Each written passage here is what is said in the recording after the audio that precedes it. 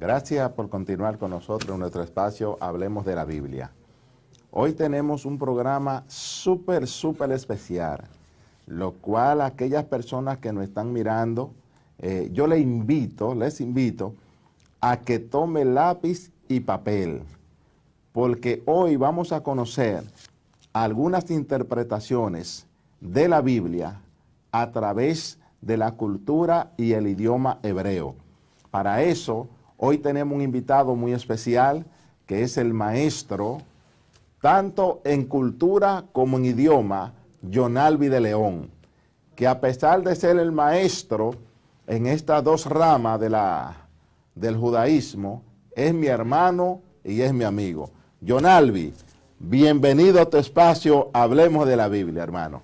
Muchas gracias, Leandro, muchas gracias. Qué bendición poder estar aquí y ser partícipe de este proyecto de bendición que de seguro va a bendecir a muchas personas. Gracias, de verdad, que para mí es un beneplácito, es un honor, es un regocijo poder estar aquí compartiendo de las sabias de las Escrituras. Amén. La palabra es rica, es sustanciosa y más cuando se estudia. Amén. Gloria al Señor. Qué bueno. Hoy hay un contenido que la hora a mí siempre se me va más rápido en este canal. Yo voy a hablar con Robert a ver, porque se van rápido. Pero hoy se va a ir más rápido de tanto contenido que tenemos. Y vamos a comenzar porque quiero aprovecharte lo máximo de tantas cosas que nosotros vemos en la Biblia, que vemos unas interpretaciones como que no se ajustan a los niveles teológicos, a los niveles culturales. Y es tiempo de que comencemos a descifrar esos códigos a través de la cultura hebrea. Entonces, lo primero es, Yonalvi, ¿cuáles son los métodos de interpretación que usan los judíos para interpretar la Biblia?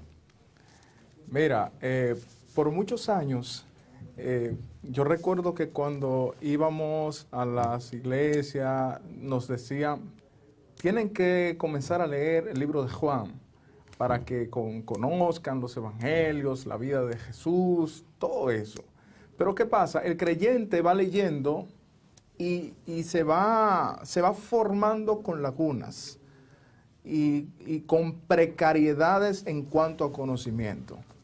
Pero es increíble como cuando tú te involucras en todo el espacio, el escenario cultural del pueblo de Israel, tú puedes captar muchas informaciones que a nosotros por ignorancia se nos obviaron, ¿no? Claro. Y por ejemplo, los judíos, una de las formas más importantes que ellos tienen para estudiar es el método interpretativo Pardés. ¿Has escuchado eso, amado? Pardés. Pardés es un acróstico lingüístico en hebreo que está formado por 4 métodos de interpretación. Primero, el primer método es el Pershat. Pershat quiere decir sencillo. Sencillo. Es cuando tú estás leyendo un texto, por ejemplo, el primer capítulo de Génesis, en el primer versículo dice: en el principio creó Dios los cielos y la tierra. Así llanamente como lo estás leyendo, eso es Pershat, eso es sencillo, es algo ordinario, literal. Ok. Bien. Luego, el segundo método de interpretación es el Remes. Remes quiere decir escudriñativo. Es una forma de ver la parte interpretativa del texto, cómo se puede interpretar, tanto de una manera idiomática, de una manera histórica, o obviamente lo englomera todo lo que es lo cultural. El tercer paso interpretativo, método interpretativo, el Derash, que va más a lo que tiene que ver con lo metafórico, lo alegórico, lo tipológico. Ahí entra todo lo que tiene que ver las tipologías y comienzan las comparaciones de un texto con otro texto. Así van estudiando, ¿no? Okay. Y entonces el último, que es el número 4, es el método Sod. Quiere decir oculto.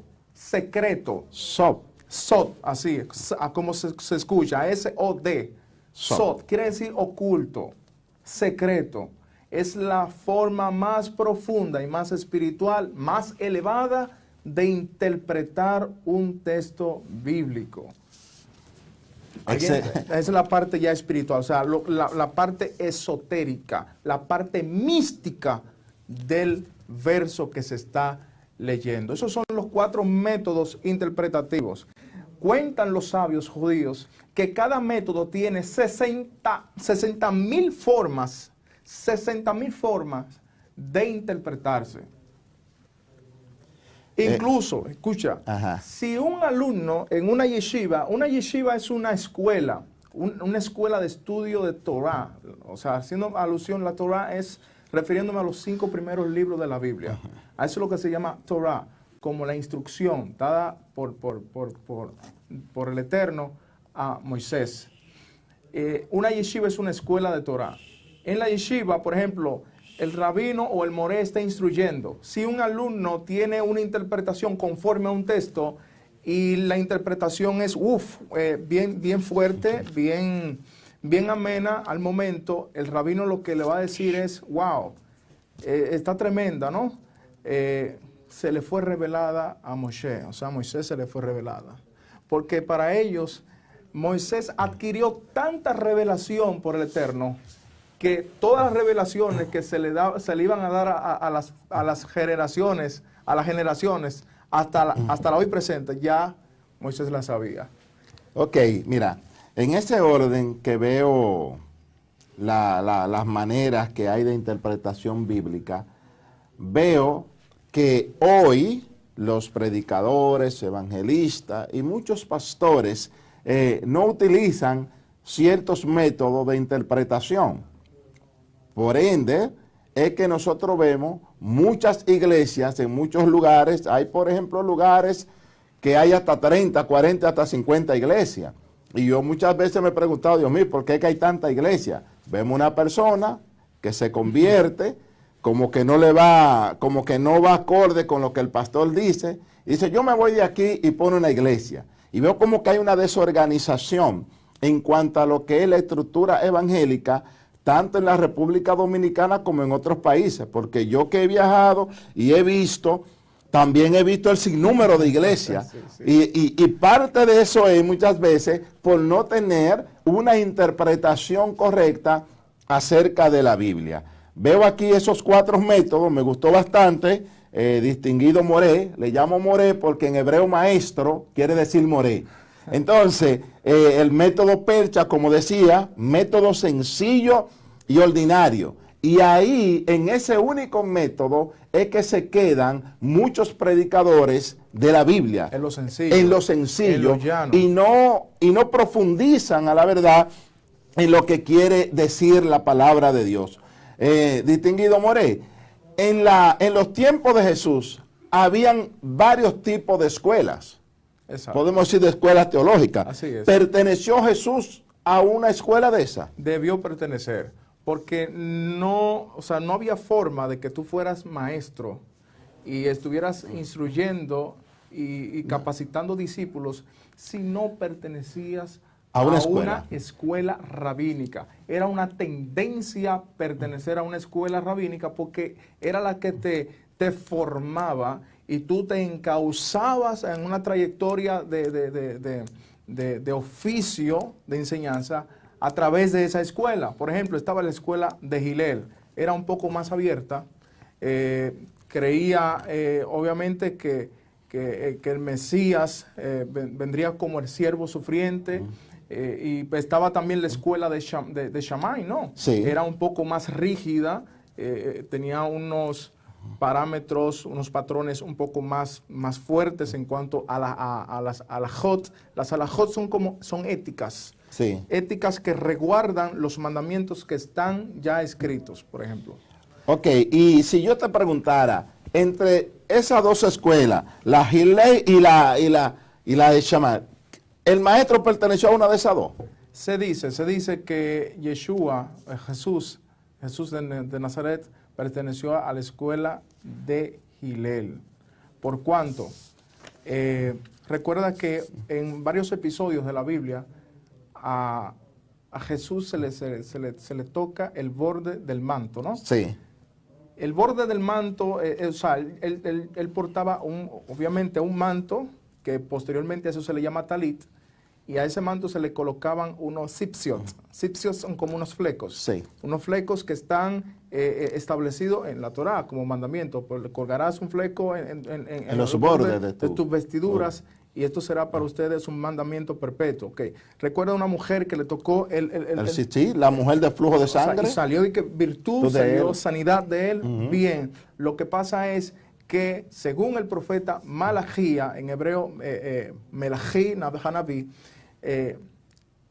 el sol de justicia traería sanidad en el borde de sus alas, que en el hebreo no sale alas, sino literalmente manto. Ok. O sea, él traería la medicina. ¿Quién es este? Es el Mesías. Posiblemente esa mujer era de la escuela de Gilel y lo reconoció a él como Mesías. Por eso también tocó el Sifsi.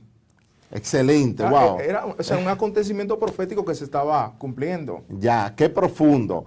Hoy estaremos trabajando, ¿verdad? Como decíamos, el método, el sencillo, pero nosotros vamos al método SOP. Es el que vamos a trabajar porque es la profundidad de que queremos entrar en las escrituras.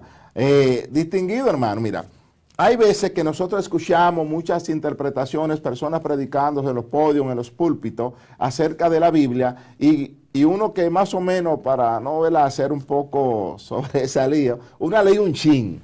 Y dice, oye, pero lo que está diciendo ese como que no compagina con lo que uno ha estudiado. Entonces vamos a comenzar a descifrar algunos códigos a través de las interpretaciones judías para nosotros interpretar las escrituras como debe de ser. Y la primera que yo quiero que nosotros trabajemos, yo he visto mucho decir que Jesús viene como ladrón en la noche. ¿Qué quiere decir eso, que Jesús viene como ladrón en la noche? Mira, la frase que viene como el ladrón de la noche es un hebraísmo. Y es un hebraísmo de carácter levítico. Es un mensaje, es una frase que se manejaba en el pueblo de Israel desde hace mucho tiempo. Por ejemplo, en el templo, en el monte del templo, el monte santo de Israel, habían posiciones levíticas. Por ejemplo, todo el templo estaba rodeado de levitas y en la noche tenían que hacer vigilia por turno, tenían que vigilar de tal manera que el templo nunca estaba solo. Había gente, oficiales ahí, levitas, que tenían que vigilar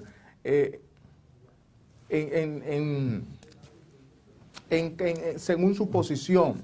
Por ejemplo, pasaba el sumo sacerdote, el cual le llamaban el capitán del monte del templo, en horas de la noche. Y si él encontraba a un levita que estaba durmiendo, él tenía un vara, látigo, más o menos una vara. Él tenía una vara, como un bastón, y le pegaba bien fuerte al levita, y estaba capacitado. Dicen que hasta para quemarle una vestidura. Sí, estaba calificado para quemarle la vestidura. Por encontrarlo durmiendo. Exacto, era algo deshonroso para un levita. Y era inmediatamente excluido de su servicio temporalmente. Entonces, el ladrón de la noche que dice la Biblia es ese levita, el que estaba vigilando que los demás en el templo, el sumo sacerdote, no mantuviera despierto a lo que estaban. Exacto, entonces Jesús es el sumo sacerdote de los bienes venideros. Él vendrá y Él quiere que nos encuentre, o sea, Él quiere que estemos despiertos, que no estemos durmiendo, de tal manera que seamos honrados por su visita en ese día. Excelente, wow. Vamos a continuar ya en el corte. Gracias por seguir en sintonía con nosotros. Señores, esto está bueno. Faltan otros temas muy interesantes que vamos a ir descubriendo bajo el método SOP de las profundidades bíblicas de qué es lo que nos quiere decir ese pasaje. Ahorita nuestro maestro de cultura hebrea, Yonalvi, nos explicaba el asunto que cuando la Biblia dice que Jesús vendrá como ladrón en la noche, estaba haciendo una alusión a ese sumo sacerdote que vigilaba el templo de aquellos levitas, y que al levita que lo encontraban durmiendo, él tenía la facultad como sumo sacerdote que con una vara golpearle para despertarle, y aún así podía desprestigiarlo hasta quemándole su vestidura por encontrarle durmiendo en el templo. Eso es una enseñanza que hoy también en las profundidades espirituales nuestras, el Señor nos manda a que en estos tiempos estemos despiertos, estemos nuestros rostros elevando oraciones y plegarias delante del Eterno, y como dice las Escrituras, bienaventurado aquel que cuando mi Señor venga lo halle haciendo así, lo halle despierto, lo halle constantemente haciendo las cosas del Eterno. Ahora también, Jonalvi, he escuchado personas que se refieren a que si fue un gallo que cantó. Que dice el Señor hablando con Pedro: Pedro, antes que el gallo cante, antes que el gallo cante 2 veces, tú me vas a negar 3 veces. Maestro Jonalvi, ¿y qué es eso? Y que un gallo en el templo judío. Porque para mí un gallo era como un animal, no sé, cierto, inmundo en la cultura hebrea. Fue un gallo que cantó. Explíqueme a ver eso. Bueno, eso se debe también al fenómeno de las traducciones. Cuando un texto es muy traducido, sufren cambios. Por ejemplo, cuando se traduce del hebreo al griego, hay cambios, porque hay cambios gramaticales que se deben a la cultura griega, que no están registradas en la cultura hebrea. Asimismo, en la cultura romana, cuando se traduce al latín vulgata, vulgar, o sea, son idiomas que no concatenan, no pueden coincidir en cuanto a terminología y códigos idiomáticos. Es imposible. Entonces, eso es producto a las traducciones. Por ejemplo, no fue un gallo. Se trata de una persona, un oficial, un levita, que tenía una trompeta, y daba 3 toques en diferentes vigilias de la noche. En la primera vigilia, cuando ya, o no la primera, sino cuando ya estaba culminando el tiempo de las últimas vigilias, como a las 5 de la mañana, daba un primer toque. Primer toque, él tocaba en el templo para que la gente de todo el alrededor se despertara. Perfecto. Luego emitía un segundo toque con la trompeta, y era para que la gente supiera ya que tiene que venir a congregarse, tiene que venir a reunirse en el templo para escuchar las plegarias matutinas. Excelente. El tercer toque era para repetir lo que en el segundo había comunicado. No era un gallo, era un oficial, literalmente. Le decían la voz del Givini, o sea, el que despierta, el que llama. Sí. Se dice que una de las cualidades que tenía que tener este hombre era que debería ser un individuo alto, robusto y que tenga una voz fuerte. Exacto. ¿Verdad que sí? Exacto. Entonces, escuchen bien esto. El gallo que habló Jesús, no el kikiriquí que ustedes andan por ahí, era un oficial del templo que hacía 3 llamados para convocar a los levitas a que se integren al templo a la adoración. Bien, excelente, Jonalvi. Otra cosa que queremos descubrir en el método SO de profundidades bíblicas es que vemos muchas personas decir: yo vi un ángel, y que ese ángel volaba de aquí para allá, y le vi las alas. Entonces yo me pregunto, maestro, ¿los ángeles tienen alas? Dígame a ver. Sí, es una pregunta que hace mucha gente. Cuéntame. Es un tema muy controversial, y no me gusta ser polémico, pero quiero enseñarle, ¿no? Quiero educarlo un poco conforme a lo que por gracia he recibido del Eterno. Mira, la palabra ángel viene del griego angelos. Y un angelos era un mensajero que venía de los dioses del Olimpo a darle mensaje a la gente, al pueblo, según la mitología griega. Esto es un concepto de leyenda. No es que tiene que ser así, pero los griegos se creían eso en ese tiempo.